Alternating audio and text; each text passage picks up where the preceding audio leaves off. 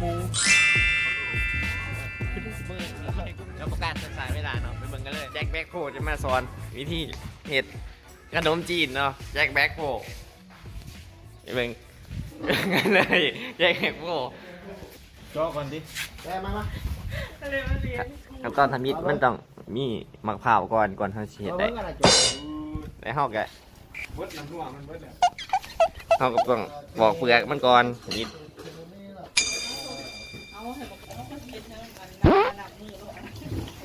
ป้อมได้มันตรงนี้นี่มันต้องปอกมะพร้าวก่อนครับตอนทำมิดนี่ก็คนปอกมาจากฮอสมบูรณ์เนาะ2 คนมาหาเงิน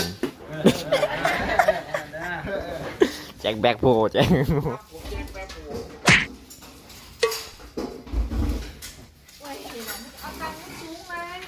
ขั้นตอนที่2เนาะเราจะมาเราต้องปอกเปลือกก่อนเราจะเห็ดจังหน่อยมันเราจะมาพานได้ฟานมันจะฟานได้ยังไงในการขูดนี่ก็มือสวยแจ็คแบ็คโฮเนาะ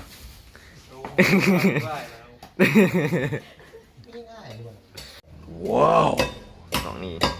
กำลังหาเงินไปเบิ่งนางเมเจอเนาะนะเหลืองไทยบาทกำลังสิเขา บอกชื่อนั่งหน่อยสิ นาง วันนี้มาลึก นางมาลึก ให้ตัวเต็ม10มาลึกขึ้นอยู่ โอ้ยจะได้เขาเห็นเต็มซิปก็ 10เลยให้เลย ให้เลยนะให้เลยสิ มันยังอยู่ มันได้ชิมไปเบิ่งเลย ให้เงินซื่อๆนะไปเบิ่งซื่อ เตรียมไปเบิ่งนางไทยบาทแจ็คแบ็คโฮ เดี๋ยว แต่มึงถ่าย ไปแล้ว เราต่อกับคนเมื่อหน่วยเลยแจ็คแบ็คโฮมันต้องคนเมื่อหน่วยเนี่ยนี่มันมีประสบการณ์เห็นหรอ มาดูเงื่อนอีมู เอาเลือกเอา เอาเงื่อนอีมู ทำบินเขาต้องเลือกมาเผาก่อนหน่วยทีมันนอนเลยแก บ่เห็นเลย มาเห็นขนาด หน่วยออนไลน์กับว่าเห็นเนี่ยรอหน่วยพอดี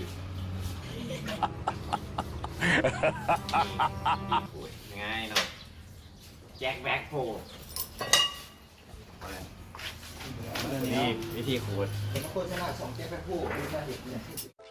2,000 years later. จะมาทำเมนูผัดเผ็ดกันเลยแจ็คแบ็คโฮเขาจะมาสอนเขาตอบคนมันตลอด อีกตัวนี้รูปไปแก้วแป๊บผู้ได้ของเราอยู่ นี่แหละเขาก่อนเขาสิกินมันเขาบอกอย่างนี้นี่แหละก่อนเขาสิกินมันเกียดมัน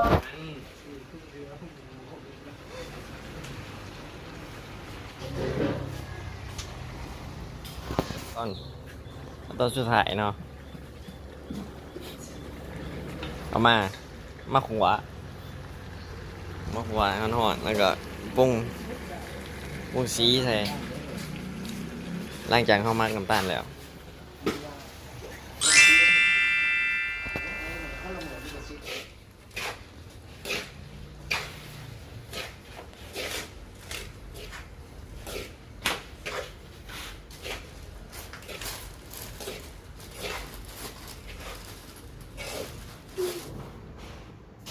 ว้าว